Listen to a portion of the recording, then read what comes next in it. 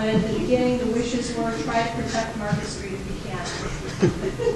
It's ironic that it's going back to Market Street. It's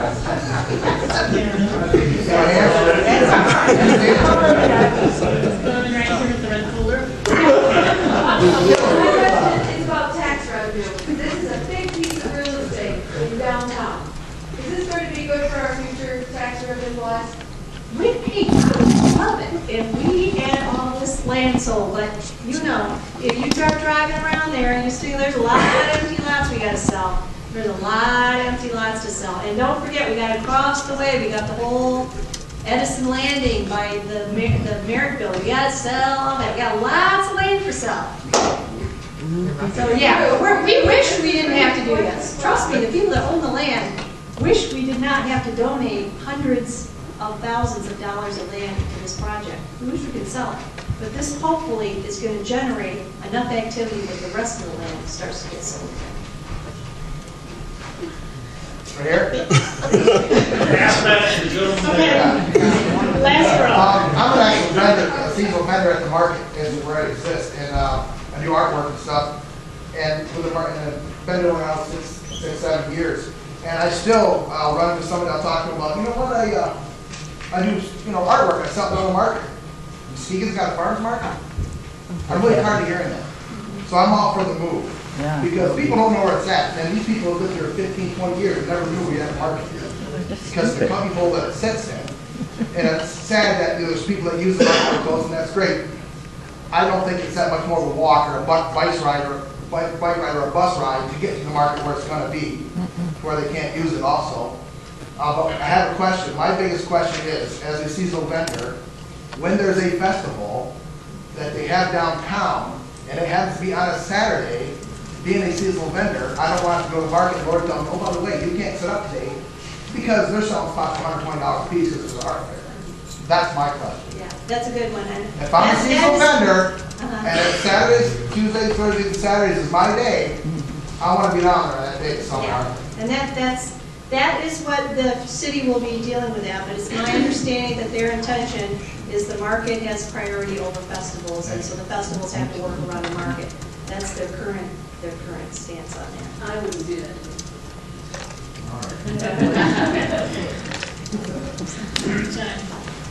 My wife and I own the Cheese Lady Shop, and so we are also a vendor at the farmer's market.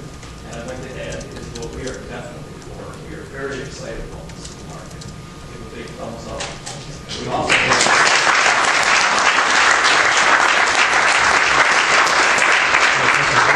maybe a little unique. I don't know if anybody else fits the same category as us. We're not only a vendor, we already own a business downtown.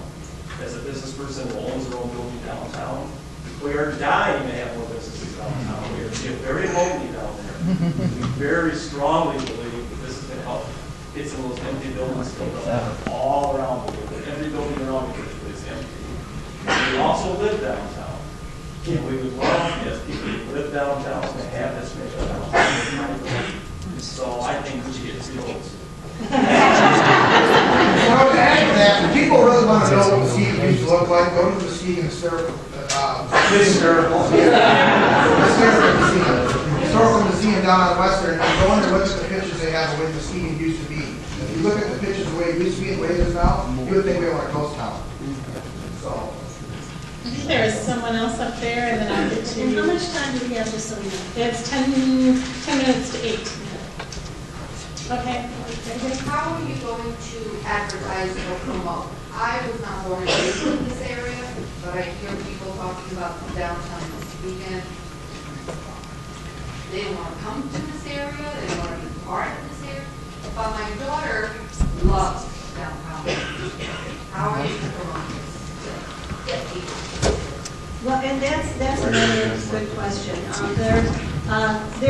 We've got a whole kind of a rebirth of an organization called Downtown Muskegon Now, and our new director is here tonight. She's just like First day. First day of the we've got a great new guy at the Convention and Visitors Bureau. He hasn't been here that long, but definitely he is very excited about this market and its location because he can tie it into our tourism product. There are already, if you count all the museums that we have in the city, did you know there's like 9 museums? If you count all of them, from the LST to the submarine, to the Hackley Hume, to the art museum, we have a lot of museums already, so this is another piece to that puzzle. So there is going to be probably some rebranding and we need new photography for downtown. Like I said, we're on the edge, and we have it to push us over. Yep. On my very first day, I was handed a list of prospects of people that are looking to locate their business in downtown. And I was handed 3 to 5 prospects that happened in the last 2 weeks. And in talking with all these people today, just making a quick phone call to introduce myself, all these people have heard about this farmers market, have heard about the buzz and all the new development that's going in downtown this weekend. And these are not people that are local businesses. They want to come and move their businesses that may be in Holland, maybe in Grand Rapids, and other areas. So it's not just all of our local people looking to invest in downtown. It's people that are outside of this market. And so it was really refreshing to hear to talk to someone who wasn't even local that had already heard of us, of what's going on, and the commitment that this county has to making their downtown what it was many, many years ago. And I was going to also tell you, I had a call from a guy today from North Carolina that's making a big investment in downtown Muskegon as we speak.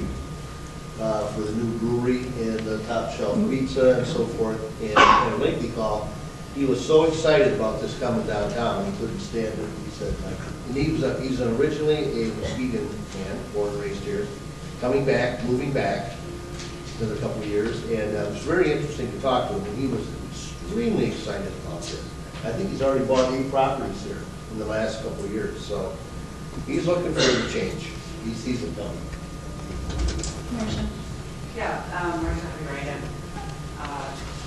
resident of downtown in the Nelson neighborhood, former president of Nelson Neighborhood Association and state rep. And as a resident of downtown, I can tell you that this is one of the most exciting things that has happened, or that's hopefully going to happen. I love walking everywhere. This will be one more thing I can walk to. I think it'll be a very strong attraction for selling some of the residences that we're talking about from American Village down the lake, and just making it a very exciting place to live. So I'm really enthusiastic in any way I can help with that state money. Oh, thank you.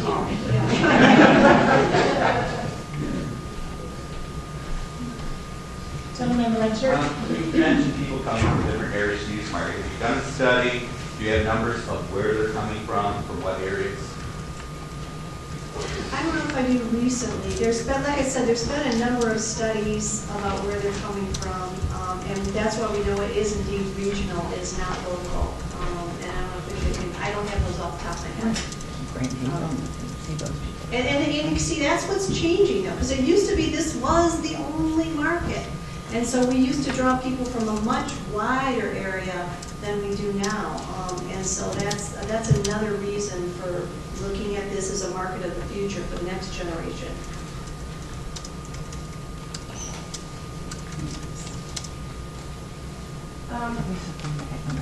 You know, a lot of manufacturing towns are falling apart. And the ones that are really thriving and succeeding are the ones that first go to the population that are there and speak to them and work together. And it's amazing what can come out of these kind of meetings, the brilliance and creativity and community and ownership that people can take for a community if they're included.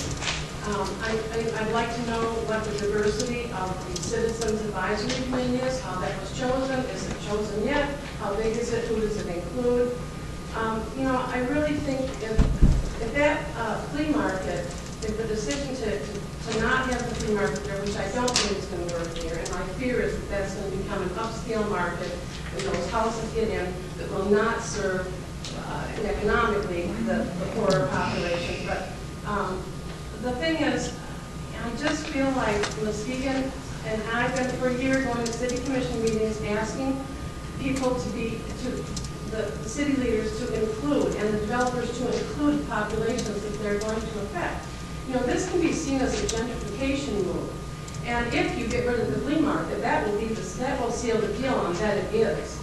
So, you know, you can have a flea market where it stands with this new farmer's market. I mean, it's lovely that our town would revere farmers that much, that they want to make a crown jewel of the downtown, the farmer's market. I like that, but for the right reasons. Not just to attract people to high-density housing on the beach where they're taking away access to the beach there.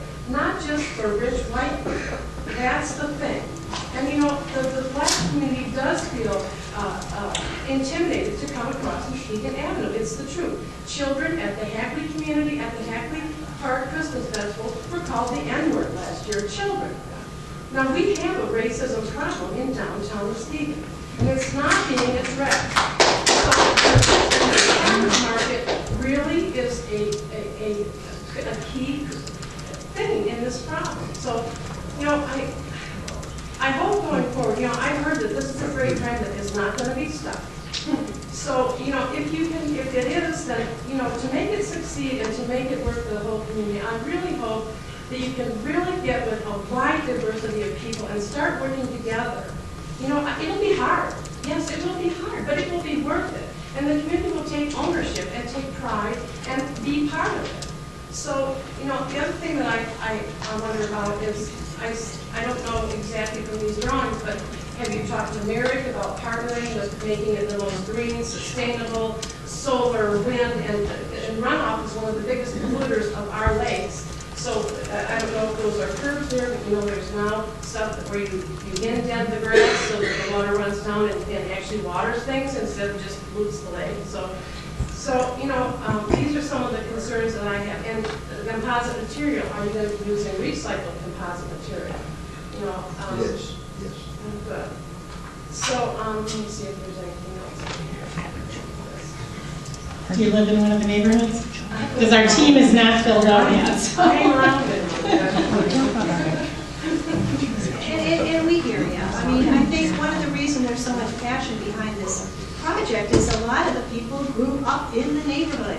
And do I live there now? No, I do not. But did I, and people are sick of hearing me say this, but I was born on Wood Street, okay? So I just went to see where my house was, it's gone, okay? So there's a lot of people that are very, very passionate about Muskegon, and there are a lot of people contributing because they are going and seeing their family home, and they want everybody to survive here. A lot of us started our lives here, and we want the city to still be here when our grandchildren are old enough to enjoy the city.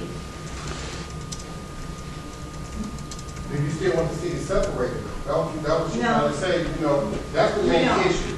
You know, you want the city to get better. Ain't nothing wrong with that getting better. Ain't nothing wrong with making changes. But we all got to make changes together. We do. You know, and that's the main thing. We're not making changes together. You know, it seems like it's here and there, and that's the bottom line. You know, if y'all get rid of the farmers, what y'all do with the old farmers market? If it's going to be a ban, it's going to be a saving for drug activities and everything else going on down there. Now, there ain't no drug activity going on. There's people down there making an honest living. People, like I said, going from the old folks homes up there, walking down there with carts and stuff. They can't walk way down there to get food. You know, getting their fresh produce. If y'all can provide rides and transportation for them, you know, give them cab boxes, they'll catch a cab down there. You know, I had seen old people down, I had got on my truck and helped them put their food in my car and take it up there. You know, there's going to be a lot of old people can't afford to walk down, can't afford to catch the bus, so they live on a fixed income. They only got so much to pay for their medicine. You know, instead of the city, they need to go out and go to the high rise where they stay at, where the farmers market at, to talk to them, see how can we make this work. You know, what do they need? You know, that's the main thing with this city. We don't come together as a city. And like she said, you know, out in Patrick Park right now, how many Afro-American kids really go down there to the festival? None. They call it N-word. But when the fight break off, we the ones that get in trouble. You know, the folks come right after us. And like I said, you was born on Wood Street. How does Wood Street look right now? We can do other things without money deciding to build a farmer's market. Put in our community, educate our youth. You know, get a youth activity center going on for these kids that have something to do besides stand on the corner and get in trouble. Teenagers where they quit having babies. You know, that's the main thing. We don't come together as a community. We don't. It's always separated.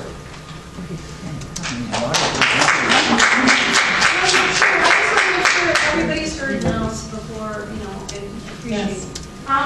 Well, I just wanted to first express my enthusiasm and my personal excitement about this potential farmers market.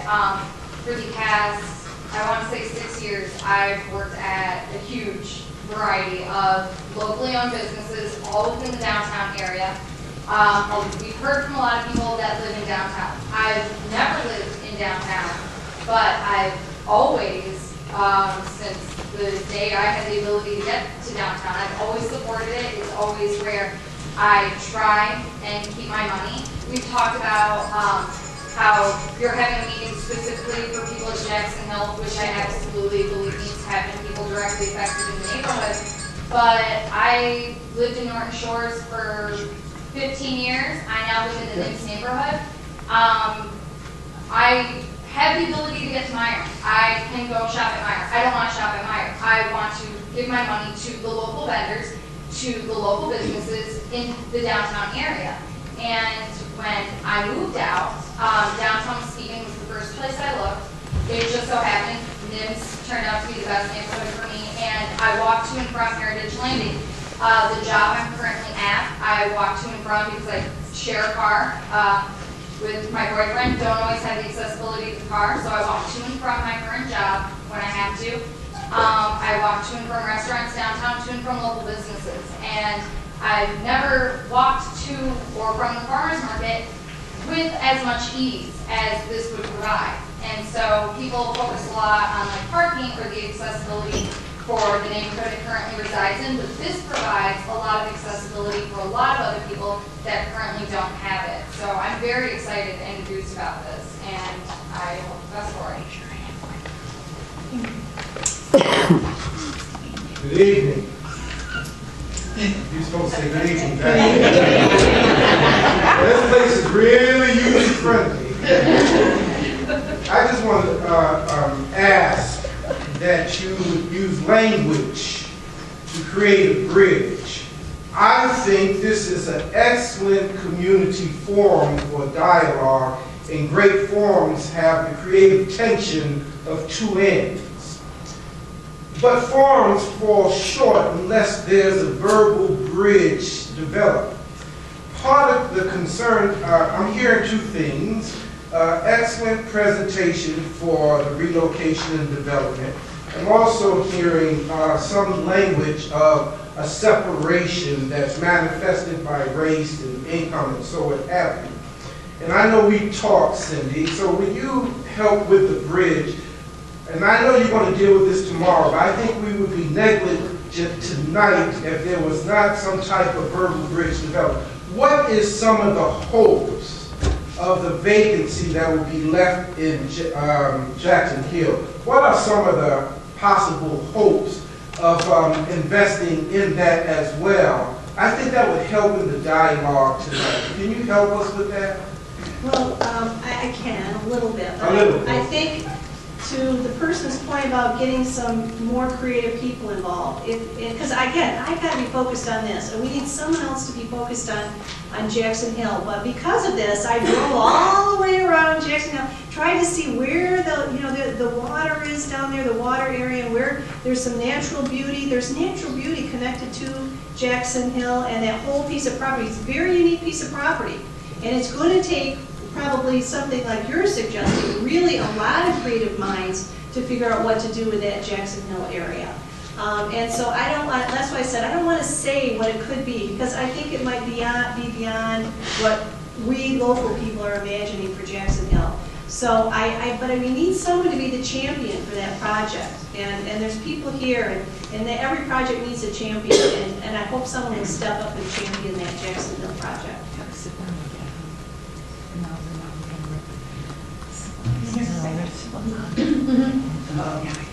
I'm someone who is going to be affected by this quite a bit because during market season I get all my produce at the farmer's market, I get my fish at the farmer's market, I get my meat at the farmer's market, but I also own a historic home downtown, I work downtown, and I play downtown. And like a lot of the people, not so much here, but some of the negatives I've heard about moving the market downtown is that they're scared of downtown, and it's, there's packs of hoodlums running crazy. Like she was saying, we walk downtown all the time. You see me walking my dog, as soon as it warms up, you're gonna see me walk my new baby. Like this is not a dangerous area. the part of downtown Muskegon that people are scared of doesn't exist anymore. Yeah, I live right down the street.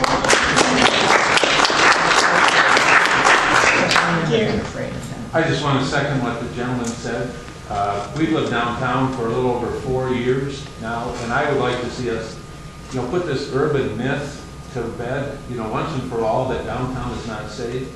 I mean, I don't care where you live in the community, whether you're in Norton Shores, or North Muskegon, or Muskegon Township, or you're downtown Muskegon.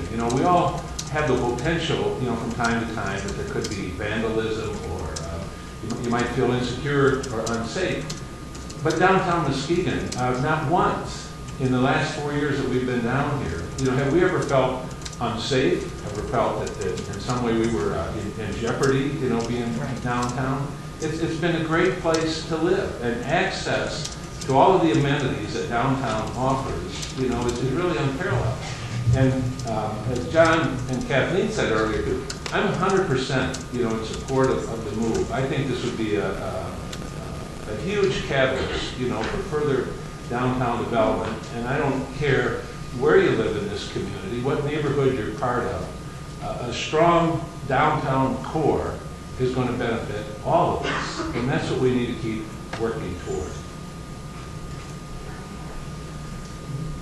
Is the market, if you feel unsafe where the market is right now, do anybody feel unsafe? When they come where the market is right now, do they feel unsafe where the market is right now? That's all I have. Has anything ever happened out in the market right now, to my knowledge? Anyone else? Exactly right.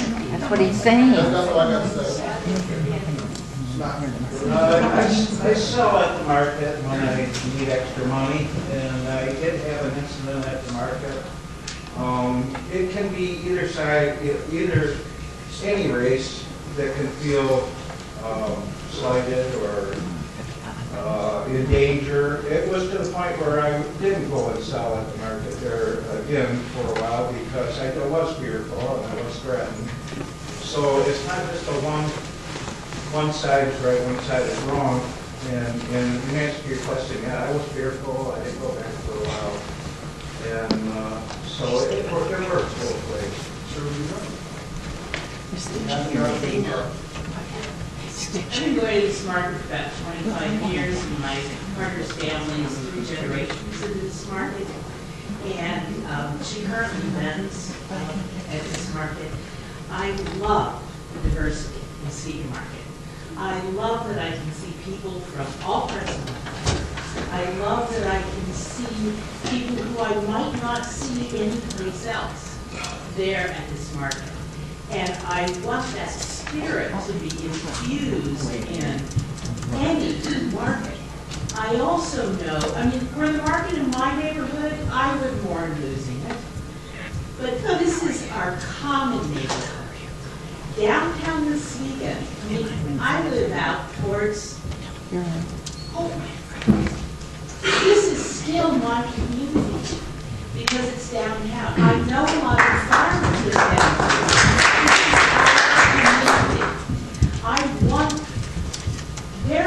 There are few people in the world who have access to the kind of food that we have access to. This is an amazing place. It's an amazing community, and I want it to grow and prosper for the broader community. And I think there are great possibilities, and I think it's an ongoing conversation. It always is. Good work is never easy. And I think there's great possibility.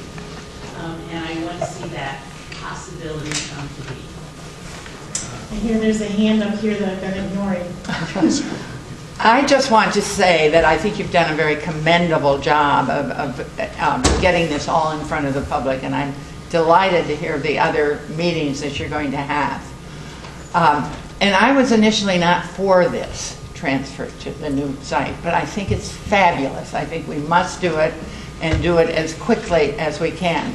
I am interested to know, how do people and organizations and businesses contribute to this effort?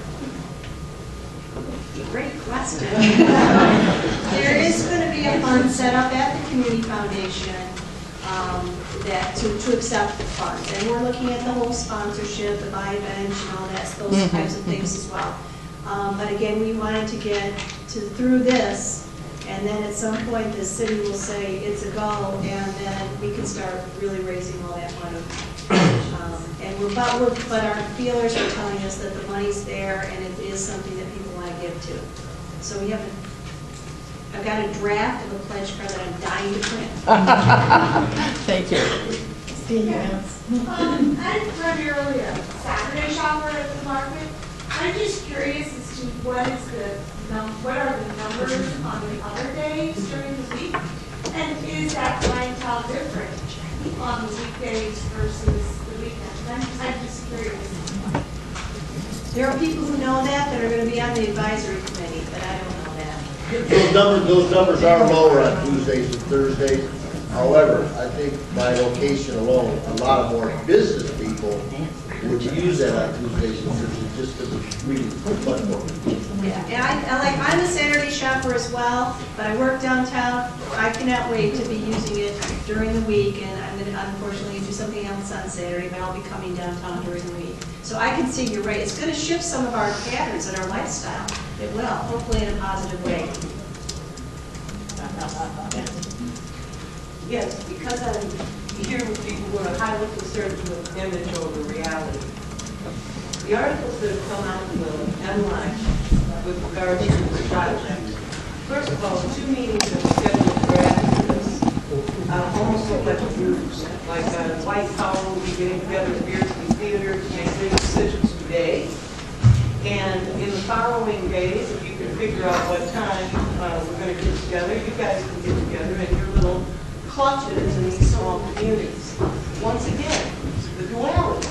If we are one great big community, why the separate venues for the conversation? If we're not doing that in recognition of the great divide that we have in Muskegon. How is any development that is going to sustain the full community supposed to work if you leave this huge demographic out of your development? And in these same articles, the way race enters this communication is not through your advocates or through your activists working on foot in the interior communities. It's because of the image building that you do in MLive, where you say things like repurposing the space to be used for dog craft. And then they'd like to have a dog park at Jackson Hill where the market used to be, to that community. And that's in the Chronicle. And another part where you get this great division and derision, all right? And the image problem is, last article I read pointed at one citizen in particular and said, here's our voice of discontent, and they don't want development. That is not the case. There are many concerned citizens within the interior communities who want great development for Muskegon's downtown. Inclusive, phenomenal development. But not just for a residential development for Rooks, so that they have our farmers market of people who are already here. Many colors, many generations, but already here. Take the sustenance from those communities, which, by the way, are not exclusively African-American communities. The demographic is about 50-50. But the poverty rate is much higher, and that's why we look at gentrification. Is it necessary for a tax base? Absolutely. How it is achieved has to do with social justice. And that is where we're at with this development. This is an unjust development. Renee, we've got some people up here who haven't been heard yet. We have a foundation that's responsible for garnering money. 2 minutes. Yeah, 2 minutes. Yeah, 2 minutes, sorry. Moving it in there. Head up here. Gentleman right there. There is. First of all, I think the project After. is perfect for downtown Muskegon. For white downtown Muskegon. Here we go again. Let's not confuse the issue here. Yeah, it's gentrification. It's the rich white people against everybody else. But keep going. Please, rich white man. We never hear enough from people like you. Wait. I'm sorry. We're just about out of time anyway, so please.